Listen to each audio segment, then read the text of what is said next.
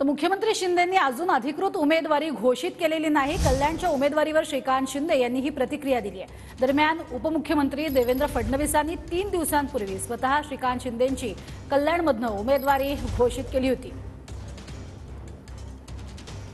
भारतीय जनता पक्षाकडनं विरोध नाही। श्रीकांत शिंदे हे कल्याणमधले शिवसेनेचे उमेदवार असणार आहेत, ते महायुतीचे उमेदवार असणार आहेत।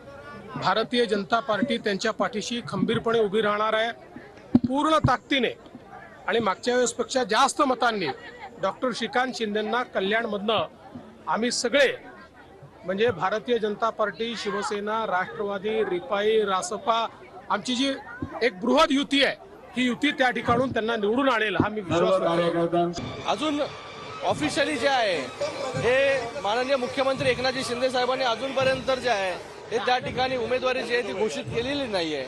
देवेंद्र फडणवीस साहेबांनी त्या दिवशी सांगितलं की डॉक्टर श्रीकांत शिंदे या ठिकाणी उमेदवार असतील, त्यांचं मी स्वागत करतो। आमचा जो पक्ष आहे हा कार्यकर्त्यांचा पक्ष आहे। या ठिकाणी जे आहे हे कुठल्या एका व्यक्तीपुरतं किंवा एका परिवारापुरतं मर्यादित जो आहे हा पक्ष नाही।